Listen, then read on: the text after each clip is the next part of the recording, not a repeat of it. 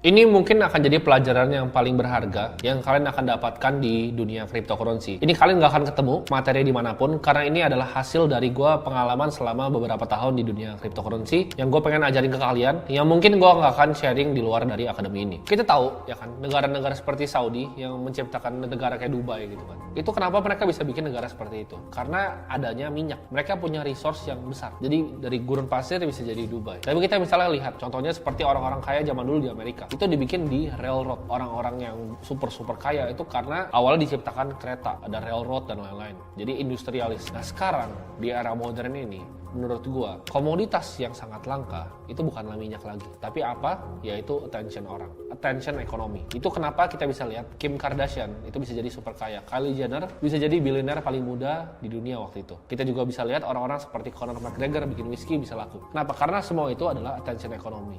Dan menurut gua yang paling benefit dari attention ekonomi ini adalah industri dari cryptocurrency itu sendiri. Perusahaan-perusahaan yang kalian lihat, kalian pakai itu adalah master of nyari attention kalian. Perusahaan-perusahaan paling kaya di dunia itu apa? Bisnis modelnya adalah advertising. Kita lihat Google, kita lihat Facebook, kita lihat TikTok. Jualan mereka apa? Attention kalian. Kalau kalian cari produk, kalian pakai produk dan itu gratis, artinya yang dijual itu adalah kalian, attention kalian. Dan seperti perusahaan-perusahaan besar tadi, crypto juga memanfaatkan attention kalian. Nah, attention ekonomi di market crypto ini sangat amat jelas ya. Karena kita lihat setiap hari developer, project-project baru, ya kan NFT launch baru, setiap harinya itu ada 50 koin yang listingnya, IDO dan ICO di beberapa centralized exchange. Setiap hari 50 sampai 100. Koin itu ada berapa puluh ribu sekarang? 21 ribu sekian koin yang ada di coin market. Setiap hari orang mau coba untuk tarik kalian ke dalam komunitasnya. Setiap hari orang mau coba tarik kalian untuk pakai tokennya. Mereka berebutan untuk ngambil uang kalian, ya kan, kasih community, ya kan, jilat-jilatin community, pakai airdrop segala macam. Kita lihat selama 2 tahun terakhir di dunia kripto ya, NFT kayak lu mau lihat kripto, token-token baru, itu banyak banget airdrop sama 2 tahun terakhir. Untuk apa? Untuk bikin senang community-nya, supaya community-nya pakai project mereka, loyal, mulut ke mulut ngomong ke orang, oh gue dapat airdrop dari sini, dapat cuan dari sini, oh mau ikut dong. Attention itu sangat amat langka, karena kita tahu sendiri, kita buka video kadang udah malas ya kan. Kalian nonton video ini mungkin ini udah kalian buka beberapa kali gitu, nonton sekali bosan, karena attention kita di era zaman sekarang itu langka. Menurut gua ya, siklus summer atau bull run di kripto itu lebih mirip main game dibanding investasi. Jadi ibaratnya dunia market pasar kripto ini itu kayak multiplayer game yang besar, yang high score-nya itu dihitung dengan berapa jumlah uang kalian.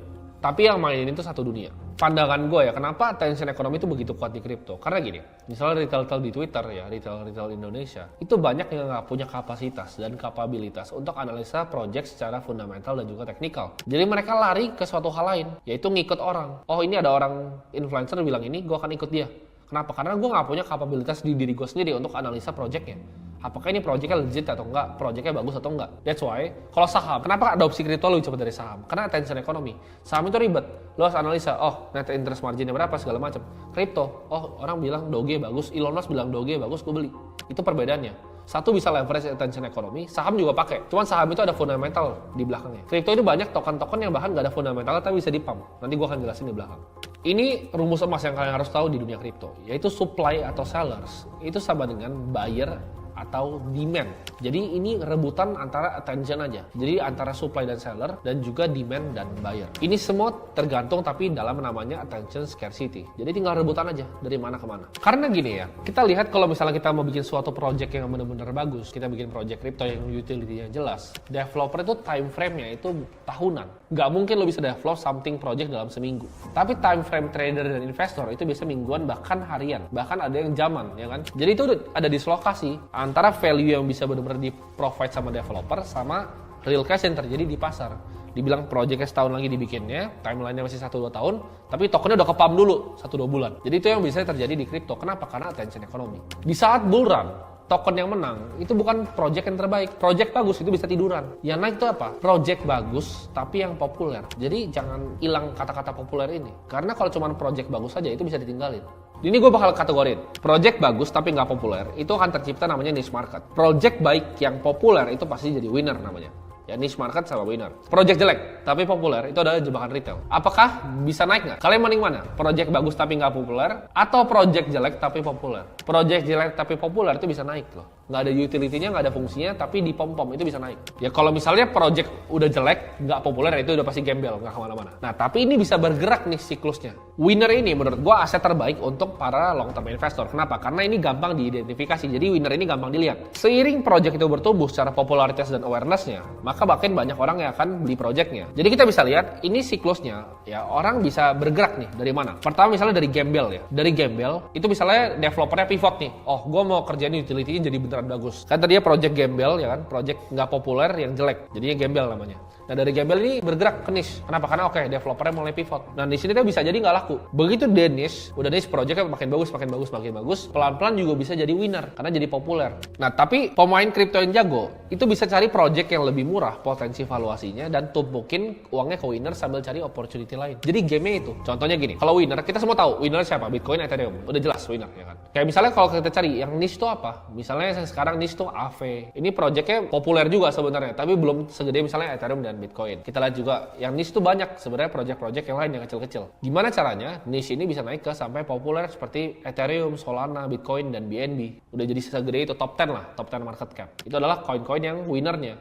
Nah jadi yang jago kalau lagi bear market kayak gini, mereka main di winner. Jadi portonya gede di winner dulu. Bitcoin, ETH aja, nggak usah pusing. Bitcoin, ETH, BNB. Nah begitu nanti marketnya ini udah mulai mau recover nih, mau boom nih, mulai cari yang niche gitu. Kalian bayangin nggak? Kalau kalian ketemu Solana di harga $2 sampai 290 gitu. Kaya raya kalian. Kalian taruh uang 10 juta, wah jadi miliaran itu. Gimana caranya? Kalian cari yang niche. Jadi kalian spot pergerakannya. Atau misalnya kalian cari dari gembel ke niche, dari niche ke winner. Atau bahkan dari gembel ke retail trap, dari bawah ke atas itu bisa naik. Jadi ini semua tergantung skill kalian dalam ngelihat projectnya. Jadi klasifikasi dalam 4 ini ya, gembel, niche, retail trap, sama winner. Di sini gue nggak bilang bahwa retail trap gue nggak bisa untung, bisa juga. Yang di Doge banyak yang untung, Shiba banyak yang untung, SafeMoon banyak yang untung. Tapi itu retail trap, habis itu dibantai gitu. FTT, Luna dibantai juga. Nah, gua kan kasih contoh ya, koin yang bisa populer dari attention. Kita lihat ya, Doge dari tahun 2014 tuh zigzag loh selama 7 tahun. Nah, orang baru belajar tentang Doge. Nah, ada pilihan nih pas orang lihat Doge. Tahun 2014 lu lihat koin Doge gitu kan. Oh, ini mah meme koin doang gitu. Koin apa? Ada dua opsinya dong. Satu beli Doge, dua nggak peduli Doge. Tapi kita tahu 99,9% orang tahun 2014 pasti nggak peduli tentang Doge. Ya harganya 7 tahun dia cuman di situ-situ aja nggak mungkin orang mau beli. Tapi game attention economy ini berubah tahun 2021 di saat Elon Musk, orang terkaya di dunia, itu tweet tentang Doge, jadi cheerleadernya Doge. Ini bikin apa? Ada dua hal nih yang dibikin sama Elon Musk. Satu, orang yang udah lama di kripto, veteran yang main di Bitcoin dan Ethereum, akhirnya kayaknya Doge legit nih. Elon Musk, bos Elonnya bilang ikutan. Sama satu lagi, orang yang belum pernah ngerti sama kripto sama sekali tapi fansnya Elon Musk, gue beli Doge deh gitu, mulai ke kripto beli Doge. Gue yakin dari kalian ada yang pertama kali masuk kripto tuh karena kenal Doge. Nah itu adalah power dari attention economy yang dibring sama kripto. Nah ini gue akan kasih case study yang kedua tentang attention economy. Ini gue kasih token yang mungkin kalian familiar, yaitu ada Cardano dan Solana. Cardano tahun 2020 tuh adalah kesayangan semua YouTuber. Lu cari YouTuber kripto tahun 2020, dia akan ngomong top 3 koinnya. Cardano, XRP, misalnya Bitcoin gitu.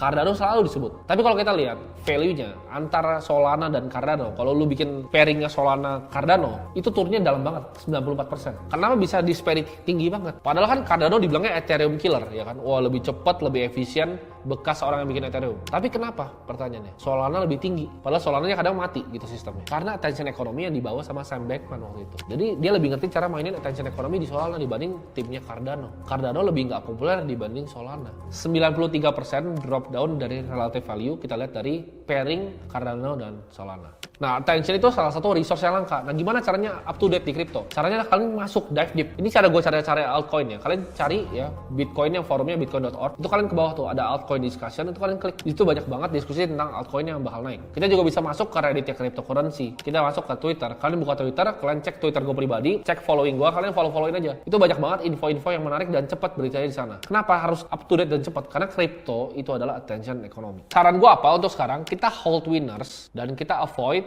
retail trap dan gembel. Boleh main retail trap kalau udah jago, tapi sekarang avoid retail trap dan fokus sama winner dulu. Kita tumpukin uang kita di winner, next cycle kita sikat, kita ambil yang niche jadi winner.